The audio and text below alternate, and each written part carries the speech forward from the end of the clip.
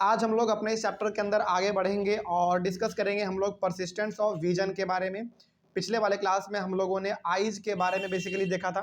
Eyes का अलग अलग पार्ट जो है उसके बारे में डिस्कस किया था। एक बार फटाक से हम बता देते हैं कि आखिर किन किन चीज़ों के बारे में हम लोग डिस्कस कर चुके हैं। जैसे हमारा टॉपिक था what is inside our eyes. इसके अंदर हम लोगों ने पढ़ा था कॉर्निया के बारे में, आइरिस के बारे में, फिर प्यूपिल, आईलैंड, सिलियरी मसल्स, उसके बाद रेटिना। रेटिना के ऊपर हमारा दो सेंसिटिव सेल होता है, रोड्स और कॉन्स। ठीक है, रोड्स है बेसिकली डीम लाइट को पहचानने के लिए और कौन से हमारा ब्राइट लाइट को पहचानने के लिए। ये सब हम लोग देख चुके थे। उसके बाद ऑप्टिक नर्व, ये बहुत इंपॉर्टेंट फंक्शन परफॉर्म करता है कि जो भी हमारा इमेज रेटिना पे बनता है उसको इलेक्ट्रिकल सिग्नल में कन्वर्ट करके हमारे माइंड तक यानी कि ब्रेन तक लेकर जाता है। फिर ब्रेन हमारा उसको समझता है। उसके बाद फिर हम लोगों ने समझा था ब्लाइंड स्पॉट क्या होता है। ठीक है, तो इसी के अंदर हम लोग आज अपने इस टॉपिक को आगे बढ़ाएंगे और आज हम लोग समझेंगे परसिस्टेंस ऑफ विजन के बारे में।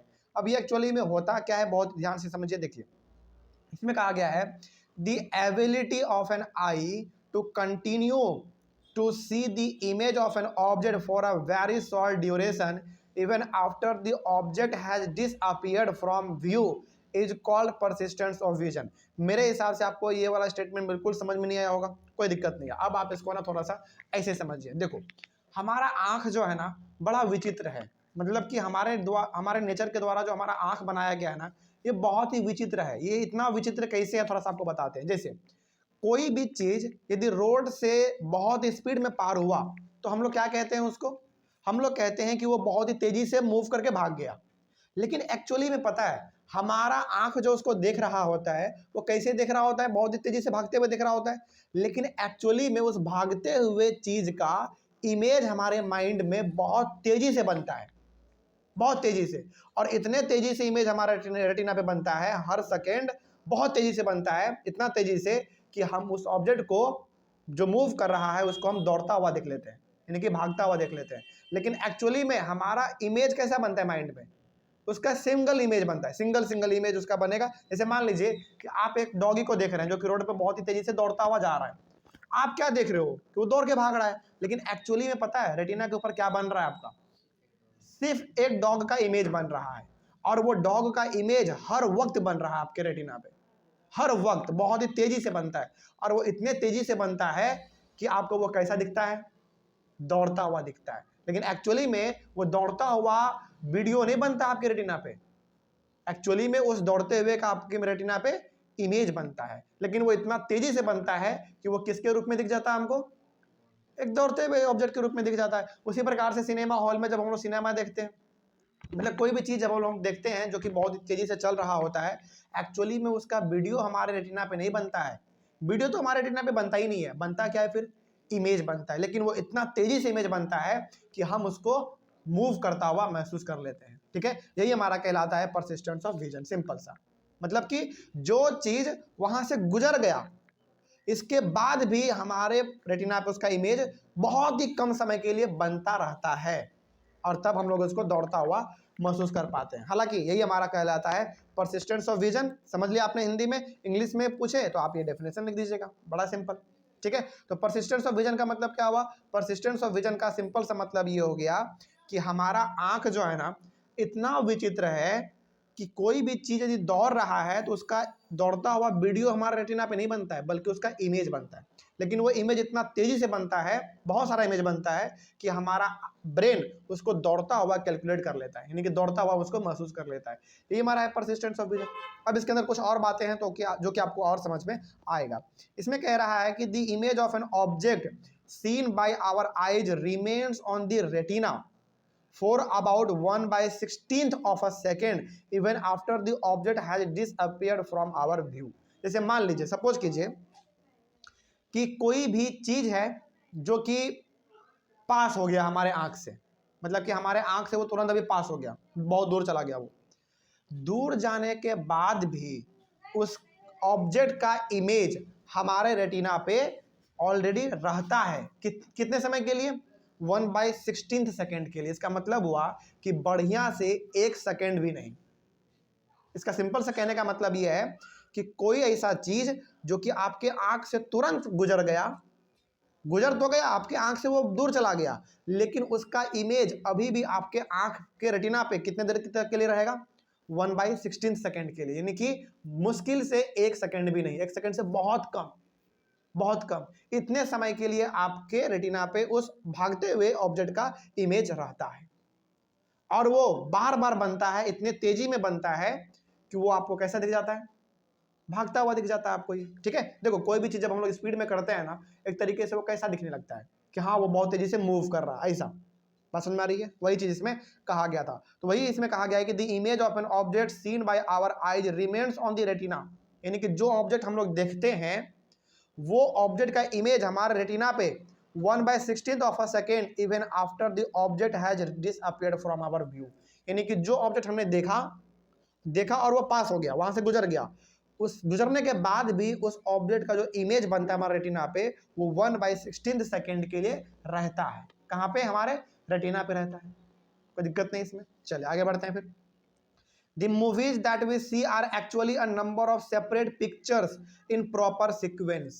अब देखो हम लोग जो मूवी देखते हैं ना, मूवी कैसा दिखता है आपको? लगातार चलता हुआ, एकदम मूव करता हुआ वीडियो के फॉर्मेट में, लेकिन आपको पता है एक्चुअली में वो मूवी नहीं है, वो मूवी एक्चुअली में बहुत सारे नंबर्स में क्या है, वो पिक्चर्स में है, यानी कि इमेज के फॉर्म में है।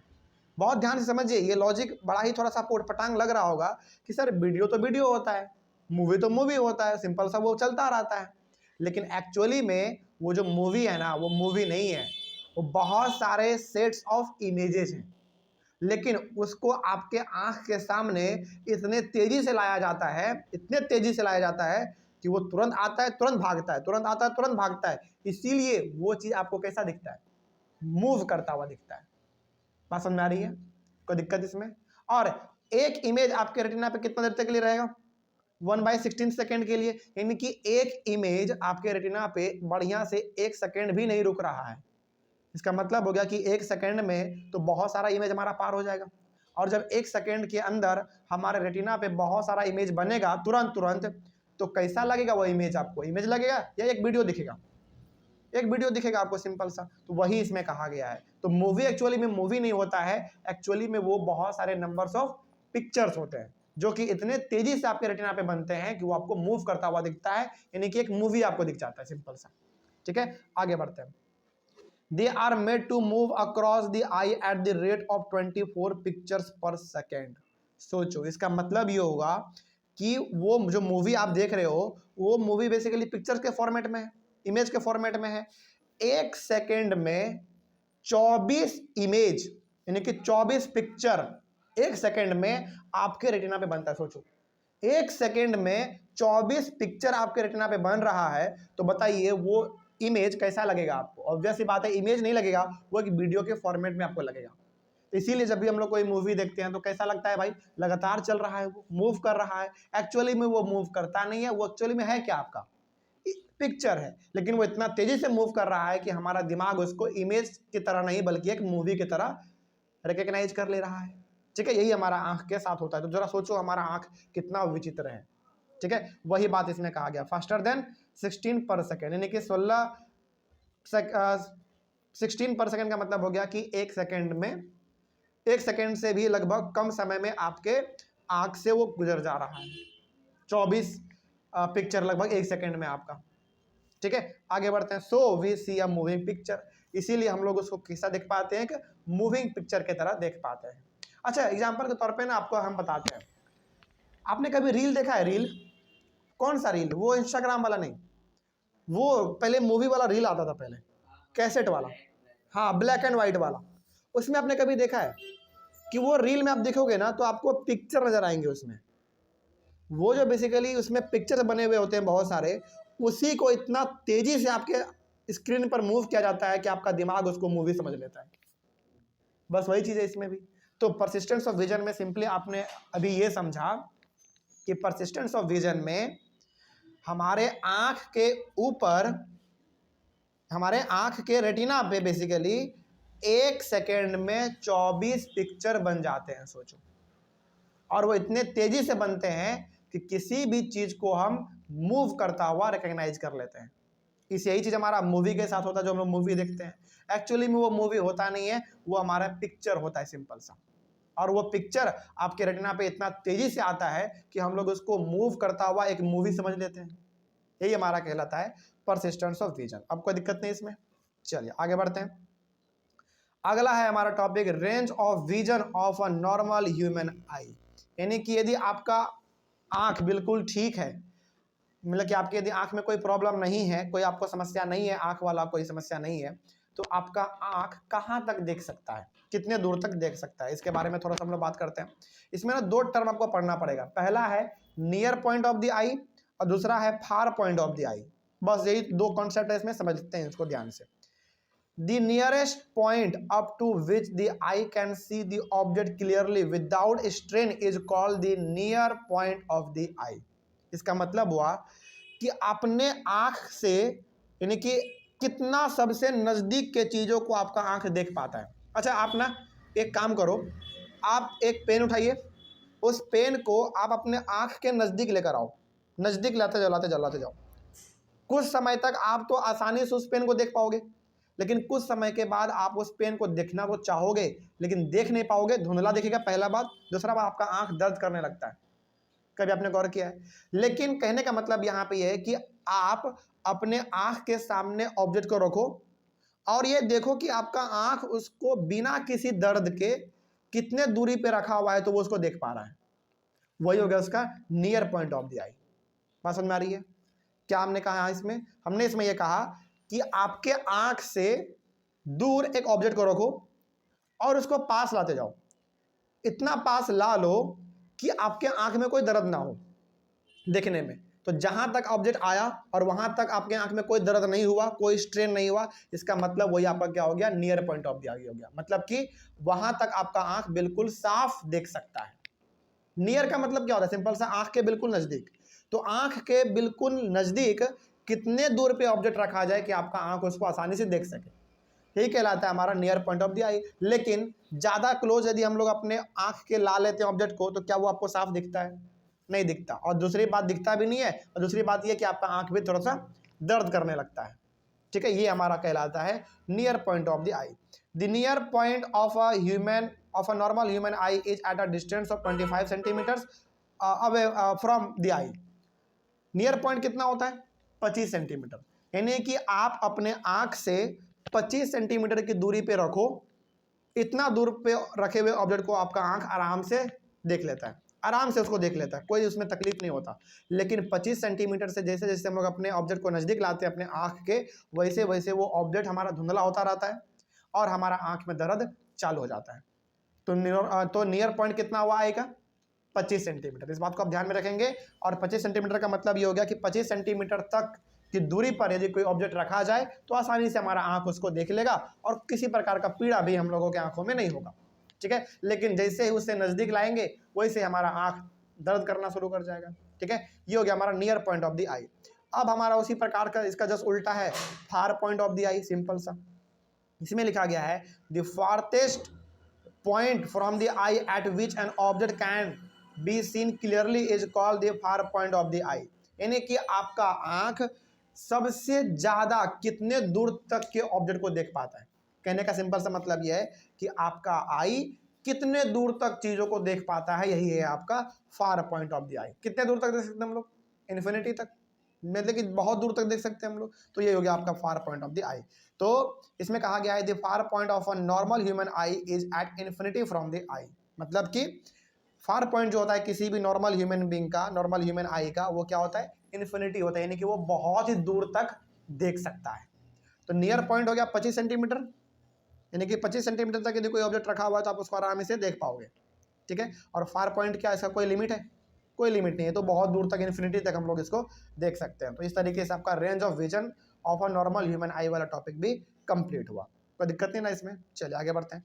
उसके बाद है डिफेक्ट्स ऑफ द आई। अब देखो, आंख है भाई, आंख के साथ समस्या भी होता है। आपने बहुत सारे लोगों को देखा होगा कि कहता है कि हमको मायोपिया हो गया, या फिर कहता है हमको हाइपरमेट्रोपिया हो गया। इसका मतलब है कि किसी को नज़दीक का दिखता है, किसी को दूर का दिखता है, नज़दीक का नहीं दिखता। ऐसा होता है, कई बार होता है ऐसा। खैर, क्या क्या समस्या होते हैं हमारे आंखों के साथ, थोड़ा सा इसके बारे में भी देख लिया जाए। सबसे पहला है आपका मायोपिया। मायोपिया क्या होता है? देखो, myopia is that defect of the eye due to which a person cannot see the distant objects clearly but can see the nearby objects clearly. जिस इंसान को मायोपिया होता है वो दूर के चीज़ों को नहीं देख पाता है, लेकिन नज़दीक के चीज़ों को रखा हुआ देख लेता है आराम से। तो अब आप ये समझ लीजिए कि यदि आपके फ्रेंड में या फिर आपके रिलेटिव में या फिर आपके घर में कोई ऐसा व्यक्ति है जिसको नज़दीक का तो दिखता है लेकिन दूर का नहीं दिखता, तो उसको क्या हो गया है? उसको हो गया है मायोपिया। बात समझ में आ रही है? कोई दिक्कत नहीं इसमें। तो ये हो गया हमारा मायोपिया के बारे में। तो मायोपिया का सिंपल सा कहने का मतलब यह है कि मायोपिया में हमारा नज़दीक का तो दिखेगा लेकिन दूर का इसमें आपको नहीं दिखता है। तो यही हमारा कहलाता है मायोपिया। ऐसे बहुत सारे इंसान होते हैं जिनको कि चश्मा लग जाता है और उनको नज़दीक का तो दिखता है लेकिन दूर का नहीं दिखता। तो जब आपको नज़दीक का दिखे लेकिन दूर का ना दिखे तो इसका मतलब हो गया है आपको मायोपिया। ठीक है, आगे बढ़ते हैं। Myopia is corrected by using spectacles of concave lenses of suitable power. लेकिन मायोपिया को कैसे ठीक किया जा सकता है? ऑब्वियस सी बात है, सही पावर का चश्मा लगाने से। लेकिन उस चश्मे में लेंस किसका होना चाहिए? Concave lens. देखो, लेंस दो प्रकार का होता है, एक कॉन्वेक्स लेंस और एक कॉनकेव लेंस। तो मायोपिया को ठीक करने के लिए कैसा लेंस चाहिए? कॉनकेव लेंस चाहिए। इस बात को आप ध्यान में रखिएगा। और कॉनकेव लेंस केवल लगाने से काम नहीं चलेगा बल्कि सुटेबल पावर उसका होना चाहिए, तब ये जाके आपका ये मायोपिया ठीक हो पाएगा। तो ये हो गया हमारा मायोपिया के बारे में। उसी प्रकार से हमारा है हाइपरमेट्रोपिया। ये क्या होता है? देखो, hypermetropia is that defect of eye due to which a person cannot see the nearby objects clearly but can see the distant objects clearly। इसमें क्या होगा? इसमें नजदीक का नहीं दिखेगा लेकिन दूर का दिखेगा। देखो, मायोपिया और हाइपरमेट्रोपिया में ना बहुत बड़ा डिफरेंस नहीं है, बहुत छोटा डिफरेंस है। मायोपिया में आपको नजदीक का दिखता है, दूर का नहीं दिखता। लेकिन हाइपरमेट्रोपिया में पास का ही नहीं दिखेगा लेकिन दूर का आपको आराम से दिख जाएगा। तो हाइपरमेट्रोपिया में क्या होगा? नजदीक का नहीं दिखेगा लेकिन दूर का दिख जाएगा। तो यही हमारा कहलाता है हाइपरमेट्रोपिया। तो जिस इंसान को नजदीक का तो दिख जाता है, सॉरी, जिस इंसान को नजदीक का नहीं दिखता लेकिन दूर का दिख जाता है, इसका मतलब उसको हो गया है हाइपरमेट्रोपिया। ठीक है, लेकिन इसको कैसे ठीक करेंगे वो भी देख लो। Hypermetropia is corrected by using spectacles of convex lenses of suitable power. Myopia को ठीक करने के लिए कॉनकेव लेंस, लेकिन हाइपरमेट्रोपिया को ठीक करने के लिए कॉन्वेक्स लेंस आपको इस्तेमाल करना पड़ेगा और वो भी सुटेबल पावर का, यानी कि ठीक पावर उसका होना चाहिए, तभी जाकर आप इसको ठीक कर पाएंगे। तो ये हो गया हमारा हाइपरमेट्रोपिया के बारे में। एक और समस्या जो आंख के साथ होता है उसको हम लोग कहते हैं कैटरैक्ट। कैटरैक्ट क्या होता है इसके बारे में देख लो। Cataract is that defect of eye due to which a person's eye becomes cloudy resulting in blurred vision. अब देखो, ये ज़्यादातर ना जो कैटरैक्ट होता है ना, ये ज़्यादातर बूढ़े लोगों को होता है। आपने बहुत सारे लोगों को सुना होगा जो ओल्ड एज वाले इंसान होते हैं कि हमारा आँख ना बिल्कुल धुंधला हो गया है, कुछ दिख ही नहीं रहा है। उनको ना ही नज़दीक का दिखता है ना ही दूर का दिखता है, लेकिन दिखता फिर क्या उसको? एकदम धुंधला दिखता है चीज़, यानी कि उसके आँख के आगे ना क्लाउडी जैसा हो जाता है, बादल जैसा लगता है उसको, मतलब ऐसा लगता है कि पूरा धुंधला हो गया है। मतलब उसको नज़दीक का भी नहीं दिखेगा, दूर का भी नहीं दिखेगा। इसका मतलब उसका आँख क्या हो गया है? पूरा धुंधला हो गया है, क्लाउडी जैसा उसका हो गया है। इसी को हम लोग कहते हैं कैटरैक्ट, सिंपल सा। ठीक है, आगे। Cataract usually comes in old age. ये जो कैटरैक्ट है ना, ये ज़्यादातर होता है बूढ़े लोगों को, जिनका उम्र ज़्यादा हो जाता है उनको। देखो, बच्चों को अक्सर क्या होगा?